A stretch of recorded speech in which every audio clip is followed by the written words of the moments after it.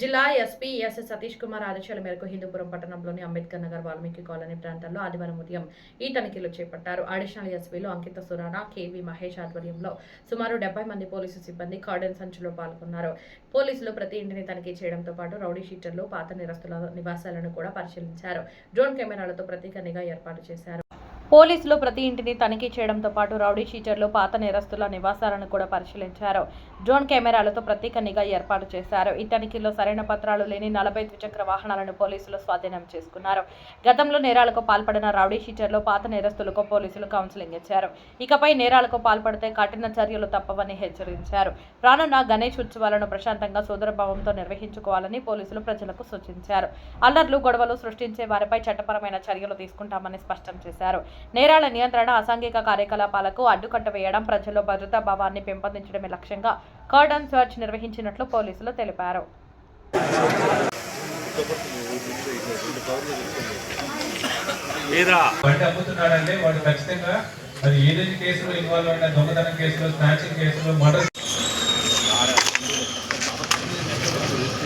ఉండి మీరు చేసుకుంటే ఆ రోజు చేసుకోండి, మీరు చేసుకోండి, ఎంజాయ్ చేసుకోండి, మీరు డ్యాన్స్లు వేసుకోండి, ఎగురుకోండి, దూక్కోండి.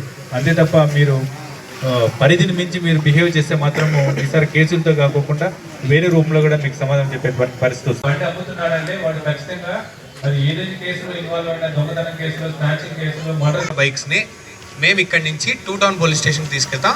మీరు తర్వాత కూడా వచ్చి తీసుకొని వెళ్ళిపోవచ్చు, అన్నీ ప్రాపర్గా ఉంటాయి. మీకు ఒక ఉదాహరణ చెప్తా. ఒకసారి 1 టౌన్లో మేము ఏం చేసామంటే 110 బైకులు పట్టాం. 110 బైకుల్లో దాదాపు 95 బైకులు ఇంటికి తీసుకెళ్ళిపోయారు. ఒక 15 బైకులు మాత్రమే దొంగ బైకులు. సో అవి మాత్రం వాటిని ఫిల్టర్ చేయడానికి ఇవి చేస్తాం. ఇప్పుడు మీరు వచ్చి ఇది మా బైక్, ఇది మంచిగా ఉంది అంటే మేము పంపించలేం కదా. అలాంటి తప్పు చేయకండి. అలాంటిది ఏదైనా ఉంది అంటే ముందుగానే మా నోటీసులో పెడితే సార్ ఇట్లా మేము కొంచెం సెలబ్రేట్ చేసుకొని తెచ్చుకుంటామంటే దానికి సరిపోయేటువంటి బందోబస్తు మేము ఇస్తాము. లేదంటే ఈ క్రాకర్స్ వాటిని అలో చేయకుండా ప్రాపర్ ప్రికాషన్స్ తీసుకుంటాము.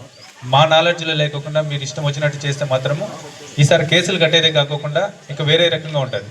నేతృత్వంలో ఒక cordon and search operation conduct చేయడం జరిగింది morning 5 o'clock to 7 o'clock. So ఆ ఏరియాలో సర్చ్ చేసినప్పుడు కొన్ని వెహికల్స్ దొరికినాయి వితౌట్ ఎనీ డాక్యుమెంట్స్. ఇవి మనం ఇప్పుడు ఐడెంటిఫై చేస్తాం అండ్ వీ విల్ వెరిఫై. కానీ మెయిన్ ముఖ్యంగా ఏంటంటే ఇప్పుడు నెక్స్ట్ 20 daysలో ఇలాంటి స్పెషల్ డ్రైవ్లో చాలా కార్డన్ అండ్ సర్చ్ ఆపరేషన్స్ మనం కండక్ట్ చేస్తాము. నెక్స్ట్ ఫెస్టివల్ వచ్చినప్పుడు సెప్టెంబర్లో వినాయక చవితి ఫెస్టివల్ కోసం ఇది ప్రివెంటివ్ యాక్షన్ లాగా మనం కండక్ట్ చేస్తున్నాము. సో దట్ అందరూ rowdy sheeters or trouble mongers or పాత కేసెస్లో ఉన్న వాళ్ళు అక్యూజ్డ్ పర్సన్స్ని మనం కౌన్సిలింగ్ చేసి ఒక వార్నింగ్ లాగా ఇస్తాము. సో దట్ అప్కమింగ్ ఫెస్టివల్స్లో చాలా సేఫ్గా బాగానే జరగాలి ఫెస్టివల్.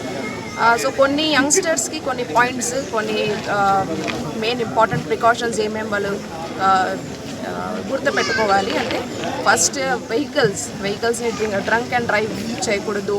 తర్వాత వెహికల్స్ని సైలెన్సర్స్ లేకుండా వెహికల్స్ డ్రైవ్ చేయకూడదు.